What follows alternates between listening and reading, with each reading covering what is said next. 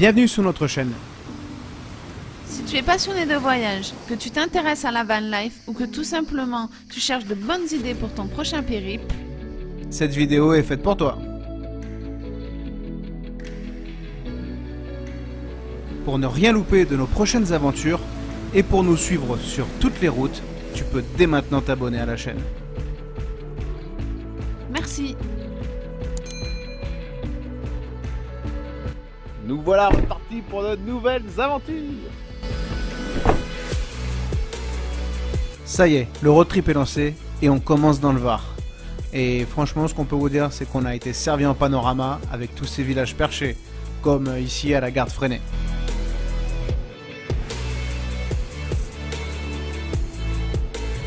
On était en février et comme tu peux le voir, on avait un super soleil, ce qui nous a vraiment permis de profiter à fond de nos journées. Bon, le soleil c'est bien, mais avec zéro touriste, franchement, c'est le pied. C'est pourquoi, si tu peux voyager hors saison, n'hésite pas une seconde, ce qui nous a permis de découvrir, ou en tout cas de redécouvrir, des lieux qui sont bondés d'habitude, comme ici, à Saint-Tropez.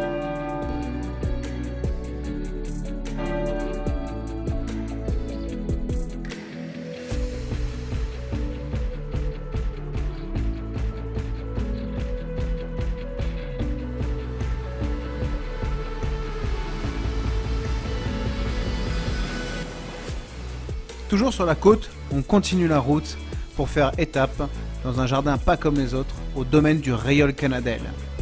Un vrai paradis pour les amoureux de la nature que nous sommes.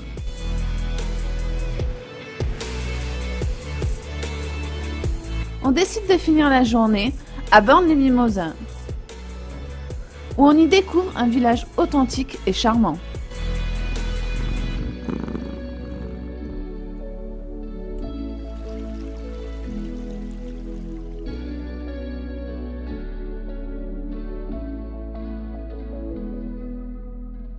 Bon, ça vaut ce que ça vaut, mais bon, faire Bormes-les-Mimosas quand c'est la saison des mimosas, ça le fait. Ouais, je pense qu'on va même rester là ce soir. On va se tenter un petit time-lapse.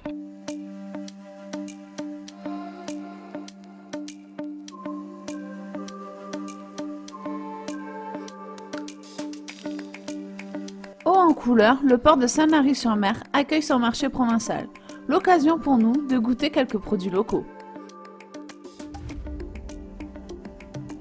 De là, on quitte la mer, direction Colobrières, sur les hauteurs du département. Donc là, si tu es gourmand, c'est incontournable. Il faut essayer la glace à la crème de marron.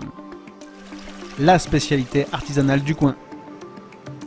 Bon, sinon, on est venu jusqu'ici pour voir la Chartreuse de la Verne, un magnifique monastère surplombant la vallée. C'est un lieu vraiment extraordinaire à découvrir.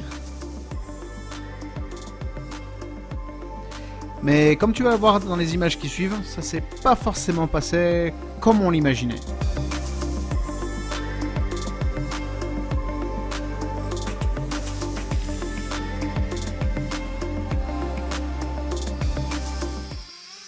Aïe! Eh ouais, fallait bien que ça m'arrive un jour. Hein. Si tu vois pas sur ces images, je suis vraiment au fond du seau.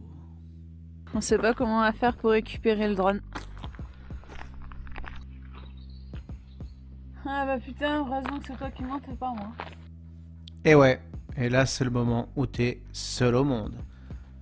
Tu crois que tu vas jamais récupérer ton drone que t'as planté à plus de 20 mètres. Tu secoues, rien à faire. Ah, il bouge, hein, mais je pense qu'il doit être coincé avec des hélices, Bastien. Parce qu'il veut vraiment pas tomber. Hein. Bon, ce qui peut arriver aussi en road trip quand tu fais un peu de drone, et s'il faut ça t'est déjà arrivé, c'est de faire un super plan de drone, un super monastère là, comme c'était le cas. Et puis d'un seul coup, bam, dans un arbre. Et là tu passes l'après-midi à stresser, à essayer de trouver une solution, t'essayes tout. Et puis bon, tu finis par y arriver quand même, parce que bon, t'es tenace. Mais bon, moralité de l'histoire, hein, faut faire attention aux arbres quand même. Hein.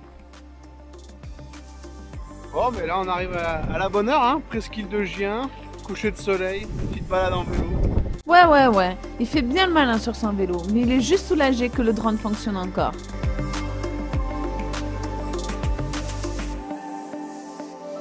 Après le crash du drone, on fait redescendre la pression et on s'abandonne aux couleurs d'un coucher de soleil magique.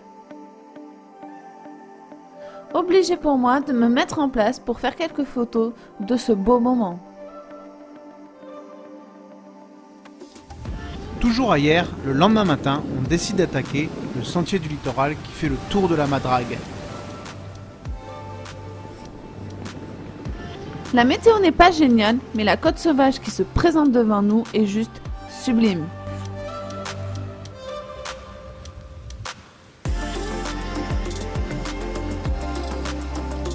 Malgré le vent, on termine la journée sur la route du sel, où c'est toujours un régal d'observer les flamants roses.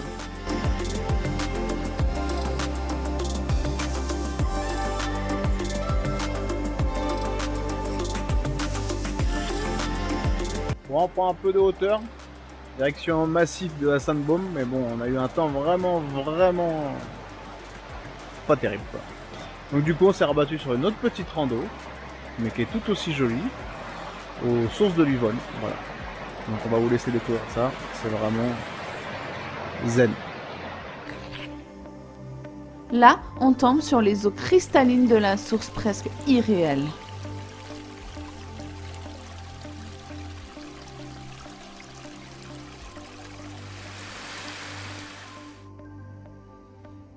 Bon, pour résumer, on a vraiment kiffé. En plus, la rando est vraiment facile d'accès, donc n'hésite surtout pas à la faire si t'es dans le coin.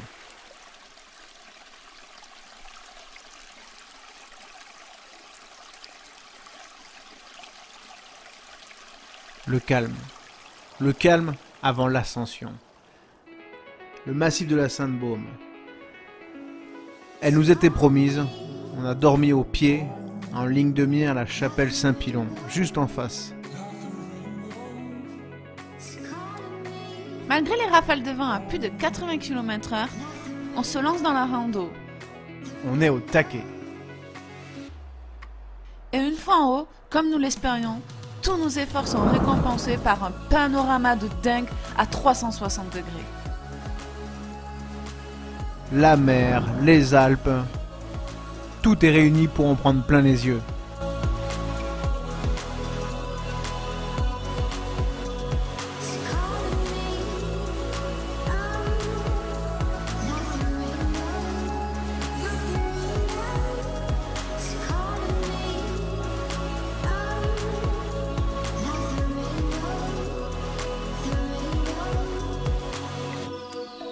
Place à la dernière étape, le parc national des Calanques, entre Cassis et Marseille. On est tous les deux impatients de commencer la rando. Enfin, surtout moi, car ça faisait un bon moment que je voulais faire ce spot.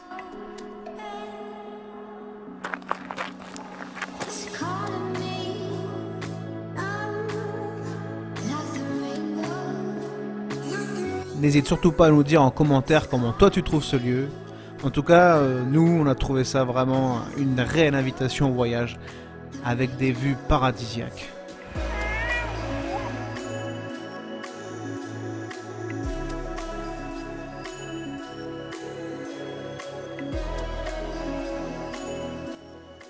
Mais comme on en veut toujours plus, on décide communément d'attaquer très tôt le matin, je sais pas, il doit être 6h30 pour débuter la rando, pour obtenir un autre point de vue et surplomber la Calanque d'en haut. On est seul au monde. Exceptionnel. Un sentiment de liberté que tout nous appartient. C'est vraiment un des moments forts du road trip.